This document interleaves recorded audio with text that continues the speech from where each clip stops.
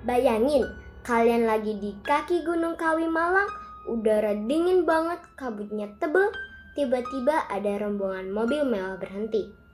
Begitu orang-orangnya turun, mereka bukan mau mendaki atau healing. Mereka malah bawa sesajen, kemenyan, bunga, bahkan foto keluarga.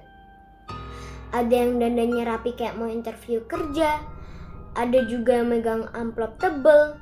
Kira-kira mereka mau ngapain ya? Ternyata mereka lagi nyari jalan pintas buat kayak lewat jalur mistis. Yap, hari ini kita bakal bongkar fenomena pesugihan Gunung Kawi yang enggak pernah mati, bahkan di zaman digital seperti sekarang ini. Tetap di Diari Natasha, siapkan nyali kalian, matikan lampu, jangan oleh ke belakang. Kita mulai ceritanya.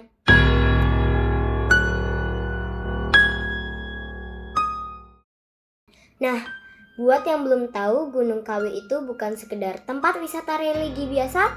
Tempat ini tuh kayak altar harapan, sekaligus panggung ketakutan orang-orang yang kepentok masalah ekonomi.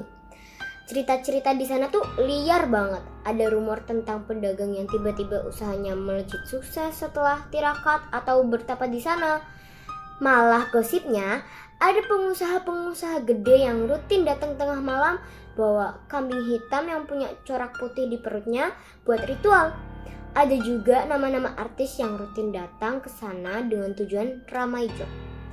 Sebagian orang jelas nggak percaya, menganggap ini cuma mitos. Tapi faktanya, pengunjung yang datang ke sana itu nggak pernah sepi lur. Selalu ada yang antre buat ngadu nasib. Nah, ini dia pertanyaan gedenya.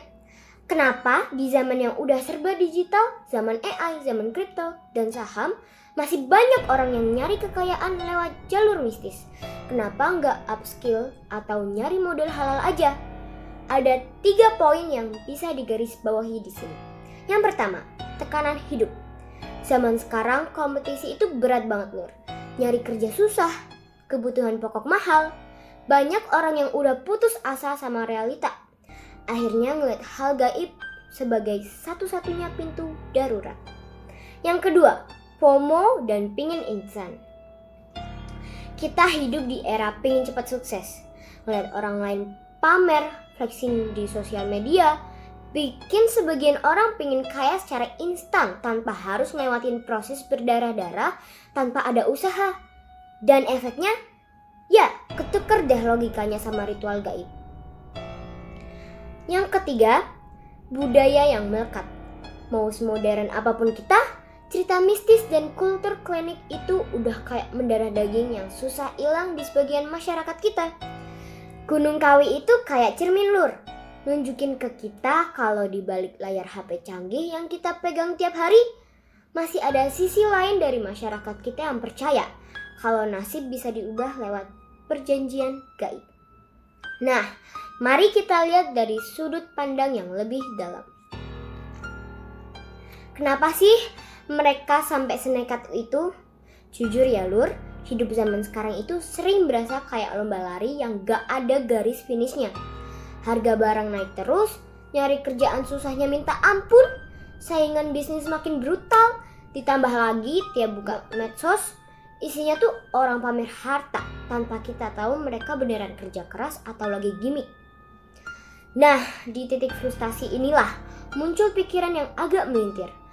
Kalau dunia nyata udah terlalu kejam dan kaku, mungkin dunia gaib justru lebih dinegosiasi. Makanya Gunung Kawi itu bukan cuma tempat mistis biasa, tapi udah jadi panggung tempat orang-orang naruh harapan terakhir mereka. Orang-orang kabur ke Gunung Kawi itu karena mereka udah kehilangan harapan sistem di dunia nyata. Kadang berasa gak adil, mau dapat fasilitas bagus harus kaya dulu. Kuliah bagus buat yang punya duit, mau bisnis harus punya modal gede dan orang dalam, alias koneksi politik. Akhirnya karena sistem di dunia nyata sering mengecewakan, sebagian orang mutusin buat nyari pakde gaib sebagai investor alternatif. Kasarnya gini, kalau dunia nyata terlalu kejam, mungkin dunia gaib lebih bisa dinegosiasi. Ini tuh bentuk keputusasaan yang udah mendarah daging. Bahkan Warga lokal di sana jualan dupa, kemenyan, sampai miniatur rumah buat properti pesugihan. Gokil kan? Ekonomi lokalnya justru hidup subur dari mitos dan harapan orang-orang yang pingin kaya instan. Tapi ada plot twist yang paling ironis sekaligus unik banget di Gunung Kawi. Banyak dari mereka yang datang ke sana itu ternyata tetap rajin sholat, tetap bayar zakat, dan tetap percaya Tuhan. Manusia tuh emang unik banget ya.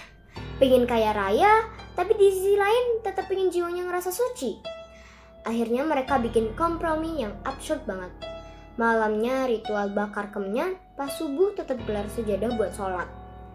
Di ruang abu-abu ini, rasionalitas dan spiritualitas mereka berdamai dengan cara yang paling ganjil. Tangan kanan pegang sesajen, tangan kirinya megang tasbih sambil baca Al-Quran atau apa. Jadi, kalau dipikir-pikir, pesugihan di Gunung Kawi itu mirip kayak orang yang frustasi main game, terus mutusin buat pakai cheat. Kita semua tahu kalau pakai cheat itu dilarang dan bisa bikin kena ban. Tapi karena pengen menang instan, akhirnya ada aja orang dewasa yang nekat nyoba. Abisnya gimana ya? Di dunia nyata tantangannya emang lagi susah banget. Orang-orang di internet tiap hari pamer kekayaan, rumah gede, padahal masih muda. Sedangkan di sekitar kita banyak orang tua teman kita yang kerjanya dari pagi sampai malam, tapi uangnya pas-pasan. Mau cari kerja juga susahnya minta ampun, kayak nge-lag parah. Jadi kesimpulannya, fenomena Gunung Kawi itu bukan cuma cerita hantu atau mistis biasa. Ini adalah potret nyata kalau banyak orang yang udah capek sama realita hidup yang makin keras. Nah, kalau kalian sendiri pernah gak sih ngerasa sefrustasi itu sama keadaan sampai mikir yang aneh-aneh? Atau menurut kalian fenomena tangan kanan sesajen, tangan kiri tasbih wajar gak sih di tengah kerasnya hidup? Coba kita diskusi sehat di kolom komentar. Kawal terus konten-konten menarik kayak gini dengan klik tombol like, subscribe, dan nyalain loncengnya. Makasih udah nonton sampai habis. Tetap berpikir rasional ya. Tetap usaha lewat jalur legal. Dan sampai jumpa di video berikutnya. Bye-bye.